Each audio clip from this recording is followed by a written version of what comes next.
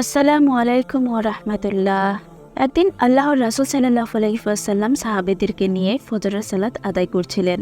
সাহাবীরা দেখলেন রাসূল সাল্লাল্লাহু আলাইহি ওয়াসাল্লাম তার হাত উপরের দিকে বাড়িয়ে কিছু একটাকে টেনে ছেড়ে দেওয়ার চেষ্টা করছিলেন।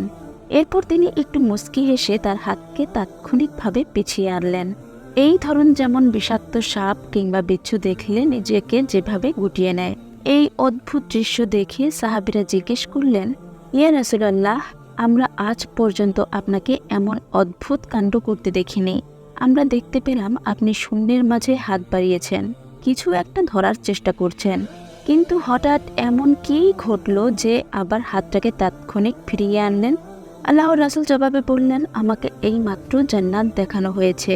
সবাই মনে মনে বলল, সুবহানাল্লাহ। আল্লাহর রাসূল আরও বললেন, আমি জান্নাতের বাগান থেকে এক থোকা টসটসে পাকা আঙুর দেখতে পেয়েছি। দুনিয়াতে এত সুন্দর আঙুর কখনোই দেখিনি। আমি সেই আঙুর নেওয়ার চেষ্টা করেছি। আমি যদি সেই আঙুরগুলো নিতে পারতাম তাহলে তোমরা কিয়ামত পর্যন্ত এই আঙ্গুর খেতে পারতে। এরপর আল্লাহর রাসূল থেমে গেলেন। সাহাবীরা উদ্গ্রীব হয়ে গেল ঘটনার শেষটা জানার জন্য। আল্লাহর রাসূল এরপর বললেন, জানো এরপর আমি কি দেখতে পেলাম? জাহান্নামের আগুন। তখন আমি আমার হাতকে পিছিয়ে আনি। প্রিয় ভাই ও বোনেরা, একবার কল্পনা করুন তো, যদি আমরা দুনিয়াতে বসে আমাদের চোখের সামনে জান্নাত এবং জাহান্নামকে দেখতে পেতাম, আমাদের মধ্যে কি পরিবর্তন আসতো? কিন্তু এটা দেখার বিষয় না, এটা আসলে বোঝার বিষয়। আল্লাহর রাসূল সাল্লাল্লাহু আলাইহি ওয়াসাল্লাম বলেন, নিশ্চয়ই জান্নাত তোমাদের জন্য তোমাদের জুতার ফিতার নিকটে, এবং মজার ব্যাপার জাহান্নামও কিন্তু তাই। প্রিয় দর্শক, জান্নাত আপনার সামনেই রয়েছে, কিন্তু প্রিয় দর্শক, আপনি যদি এখনই জান্নাতে প্রবেশ না করে আপনার অন্তরকে যদি জান্নাতের ভেতরে প্রবেশ করাতে না পারেন, তাহলে হয়তো এর দরজা আপনার জন্য চিরতরে বন্ধ হয়ে যেতে পারে। প্রিয় মুসলিম ভাই ও বোনেরা, হযরত আবু হুরায়রা রাদিয়াল্লাহু তাআলা আনহু হতে বর্ণিত, আল্লাহর রাসূল সাল্লাল্লাহু আলাইহি ওয়াসাল্লাম বলেন, আল্লাহ তাআলা জান্নাত জাহান্নাম সৃষ্টি করার পর জিবরাইল আলাইহি ওয়াসাল্লামকে বললেন, যাও জান্নাতে গিয়ে দেখো, আমি জান্নাতীদের জন্য যেসব নিয়ামত সৃষ্টি করে রেখেছি তুমি সেগুলো দেখে আসো। জিবরাইল আলাইহি ওয়াসাল্লাম তাড়াতাড়ি জান্নাতে যেয়ে আল্লাহর সৃষ্টিকৃত সমস্ত কিছু দেখতে লাগলেন এবং আল্লাহর নিকট ফিরে এসে বললেন, ইয়া আল্লাহ, আপনার সম্মানের শপথ, যে কেউ জান্নাতের সুখ স্বাচ্ছন্দ্য প্রসঙ্গে শুনবে এবং নিজ চর্মচক্ষে এক নজর দেখবে, সে তাতে প্রবেশ করবেই, তাকে কেউ আটকাতে পারবে না। তারপর আল্লাহর আদেশে দুঃখ কষ্ট মুসিবত দ্বারা জান্নাতের চারপাশকে ঘিরে ফেলা হলো। আল্লাহ এবার জিবরাইল আলাইহি ওয়াসাল্লামকে বললেন, হে জিবরাইল, দেখি এবার তুমি আবার একটু জান্নাতে ফিরে যাও তো, এবং ইতিমধ্যে যা দেখে এসেছো পুনরায় তা দেখে এসো। রাসূল সাল্লাল্লাহু আলাইহি ওয়াসাল্লাম বলেন, দ্বিতীয় দফায় আল্লাহর অনুরোধে যখন জিবরাইল জান্নাতে গেলেন, তিনি সেখানে গিয়ে দেখতে পেলেন যে অমানবিক কষ্ট মুসিবতের বস্তু দ্বারা ঘেরাও করে রাখা হয়েছে জান্নাতকে। তিনি আল্লাহ তাআলার নিকট এসে শপথ করে বললেন, আপনার সম্মান ও ইজ্জতের শপথ, হে আল্লাহ, আমার মনে হয় এত ভয়, এত আতঙ্ক, এত পরীক্ষা জান্নাতের চারপাশে রয়েছে, আমি ভয় পাচ্ছি আল্লাহ। মনে হয় কোনো ব্যক্তি এই সকল পরীক্ষা উত্তীর্ণ হয়ে জান্নাতে প্রবেশ করতে পারবে না। এবার আল্লাহ তাআলা তাকে বললেন, জিবরাইল, আমি জাহান্নাম এবং জাহান্নামীদের জন্য যে আযাব তৈরি করে রেখেছি, তুমি গিয়ে এক নজর তা একবার দেখে এসো। তিনি সেখানে গিয়ে দেখতে পেলেন যে এর একাংশ অন্য অংশের ওপর চড়াও হচ্ছে, একটি অন্যটিকে গ্রাস করছে। এই নিঃশব্দ ভয়ঙ্কর দৃশ্য দেখে তিনি আল্লাহ তাআলার সামনে ফিরে এসে এর ভয়াবহতা বললেন, হে আল্লাহ, আপনার সম্মানের শপথ, যে দৃশ্য দেখে এসেছি এমন দৃশ্য যদি চর্মচোখে কোনো মানব দেখে তাহলে সে কখনোই এর মধ্যে প্রবেশ করতে চাইবে না। তারপর আল্লাহর নির্দেশে জাহান্নামকে লোভ, লালসা, মিথ্যা, অহংকার, দাম্ভিকতা দিয়ে ঘিরে ফেলা হলো। এরপর জিবরাইল আলাইহিস সালামকে আল্লাহ বললেন, জিবরাইল, আবার একটু দেখে এসো তো। দ্বিতীয় দফায় জিবরাইল আলাইহিস সালাম সেখানে গেলেন এবং ফিরে এসে বললেন, আপনার সম্মানের কসম, আমার তো ধারণা হচ্ছে যে কেউই এ থেকে মুক্তি পাবে না, সকলেই এতে প্রবেশ করবে। হে আল্লাহ, আপনি কেন এত মরিচিকা আর মিথ্যা মায়া দিয়ে এই জাহান্নামকে ঘিরে ফেলেছেন? বাহির থেকে তো বোঝারই সুযোগ নেই যে এর ভেতরটা কত কদাকার আর কতটা ভয়ঙ্কর। হে প্রভু, এই কেমন কঠিন পরীক্ষা! হাদিসটি নেওয়া হয়েছে সুনানে নাসাই, তিরমিজি শরীফ এবং আবু দাউদ শরীফ থেকে। এরপর আল্লাহ তাআলা জান্নাতকে আদেশ করলেন, হে জান্নাত, তুমি কিছু বলো। তখন জান্নাত বলল, মুমিনগণ সফল হয়ে গেছে। সূরা মুমিনুন আয়াত নাম্বার 1। অতঃপর জিবরাইল আলাইহিস সালাম সহ সকল ফেরেশতাগণ জান্নাতের উদ্দেশ্যে জবাব দিয়ে বললেন, তুমি ধন্য, কেননা তুমি হচ্ছ রাজাদের আবাসস্থল। তবে এখানে দুনিয়ার রাজা বাদশাকে বোঝানো হয়নি। এখানে কালবের রাজা তথা হৃদয়ের রাজা যে সবকিছুকে তুচ্ছজ্ঞান করে তার প্রভুকে ভালোবাসতে পেরেছে, যে তার প্রভুর ভালোবাসা পাওয়ার জন্য সব ধরনের লোভ লালসাকে জলাঞ্জলি দিয়েছে, এখানে সেই রাজাদের কথা বলা হয়েছে। মনে রাখবেন, দুনিয়ার বুকে তাকওয়া অবলম্বনকারী প্রকৃত ঈমানদারেরাই আল্লাহর একনিষ্ঠ আনুগত্যের মাধ্যমে জান্নাতের প্রকৃত রাজা এবং রানী হয়ে ওঠে। প্রিয় দর্শক, আল্লাহর রাসূল সাল্লাল্লাহু আলাইহি ওয়াসাল্লাম বললেন, একবার জান্নাত এবং জাহান্নাম আল্লাহ তাআলাকে জিজ্ঞেস করেছিল। জান্নাত বলল, হে আমার প্রভু, কেন আমার মধ্যে শুধুমাত্র দুর্বল এবং নিঃস্ব লোকেরা প্রবেশ করবে? এবং জাহান্নাম বলল, হে আমার প্রভু, আমার ভেতরে কেন শুধুমাত্র অহংকারী এবং দাম্ভিক লোকেরা প্রবেশ করবে? আল্লাহ তাআলা জান্নাতকে বললেন, হে জান্নাত, তুমি হচ্ছ আমার দয়া ও রহমত। আমি যাদেরকে আমার দয়া এবং রহমত প্রদর্শন করতে চাই তাদেরকেই তো আমি তোমার মাধ্যমে তা দেখাবো। এরপর আল্লাহ জাহান্নামকে উদ্দেশ্য করে বললেন, হে জাহান্নাম, তুমি হচ্ছ আমার ক্রোধ এবং শাস্তি। আমি যাকে শাস্তি দিতে চাই তাকে তোমার মাধ্যমে শাস্তি দেব। প্রিয় দর্শক, এখন জান্নাত এবং জাহান্নাম উভয়ই অধীর আগ্রহে সেই দিনের জন্য অপেক্ষা করছে। হ্যাঁ, সেই মালিক ইয়াউমিদ্দিন, বিচার দিনের মালিক, তিনি বসে আছেন এবং আপনি যখন তাদের উভয়কে নিয়ে কোনো দোয়া করেন এই দুনিয়ার বুকে, তখন জান্নাত এবং জাহান্নাম উভয়ই সাড়া দেয়। আল্লাহর রাসূল সাল্লাল্লাহু আলাইহি ওয়াসাল্লাম বলেন, এমন কোনো দিন নেই যেদিন জান্নাত এবং জাহান্নাম উভয়ই আল্লাহ তাআলার কাছে তাদের অধিবাসী যারা হবে তাদের বিষয়ে প্রশ্ন করে না।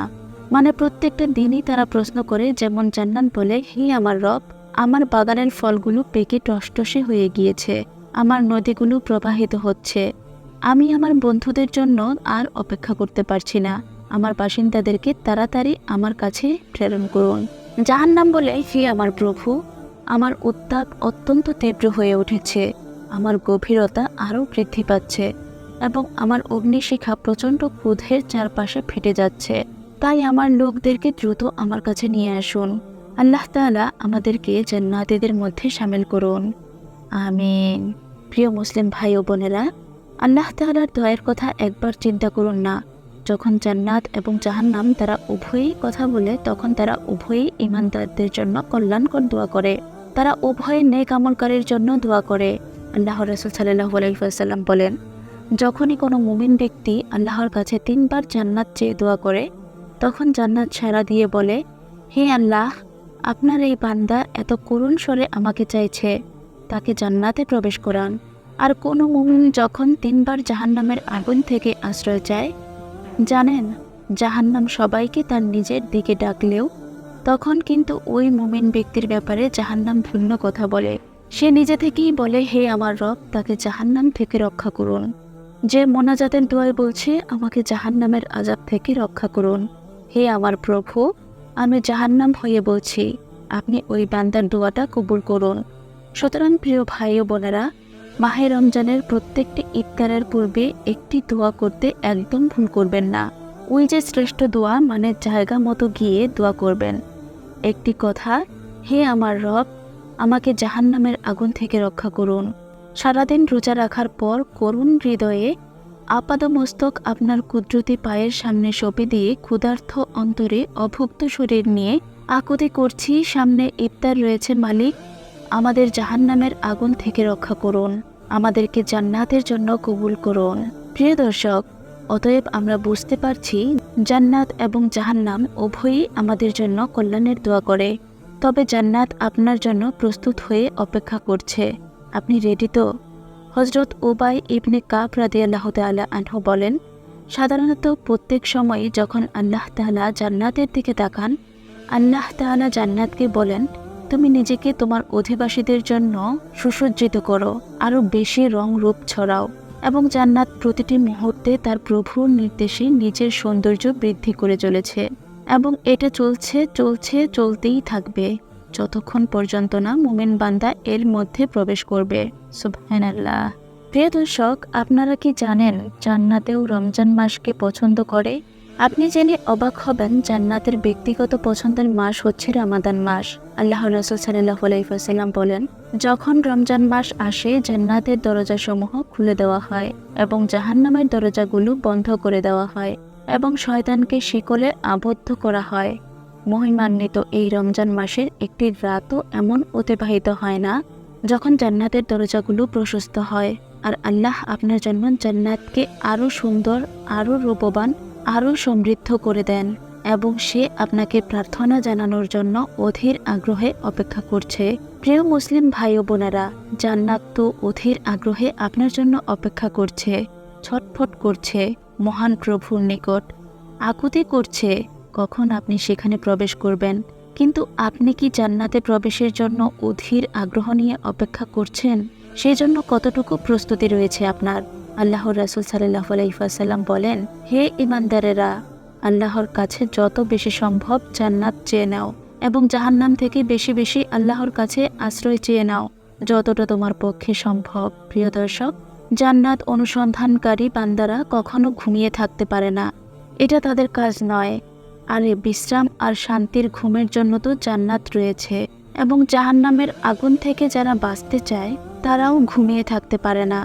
আল্লাহর রাসূল সাল্লাল্লাহু আলাইহি ওয়াসাল্লাম আরও বলেন, পরকালের জীবন দুঃখ কষ্ট দিয়ে ঘেরা এবং এই দুনিয়া হচ্ছে আনন্দ আর ভোগ বিলাসে পরিপূর্ণ। কিন্তু আপনি যদি জান্নাতের সুখ, শান্তি এবং নিয়ামত সম্পর্কে জানতেন, তাহলে কি এই দুনিয়ার কোনো আনন্দ বা বেদনা আপনার জান্নাতের পথে বাধা হয়ে দাঁড়াবে?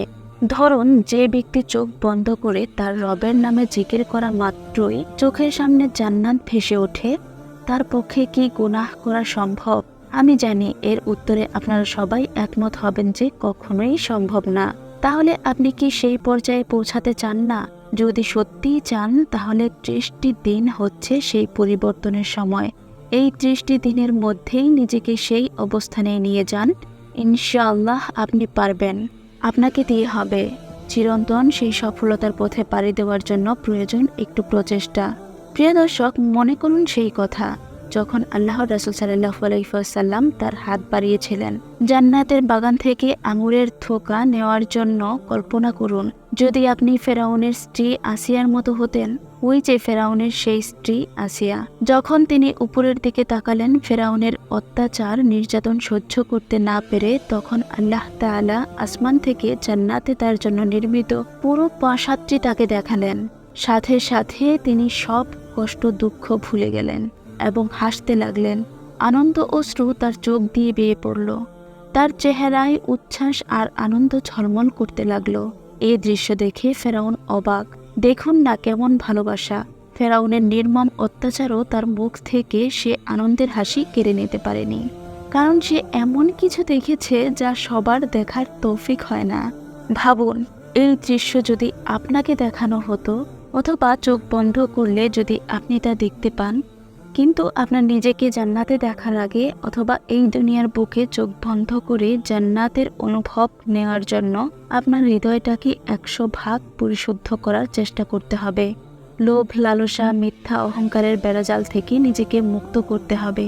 আপনাকে এটা আপনার অন্তরে গভীরভাবে অনুভব করাতে হবে এবং আপনাকে আপনার সত্তার প্রতিটি বিন্দু দিয়ে এই জান্নাত অর্জনের জন্য সংগ্রাম করতে হবে। আল্লাহ তাআলা আমাদেরকে জান্নাতের মেহমান হিসেবে কবুল করুন, আমিন।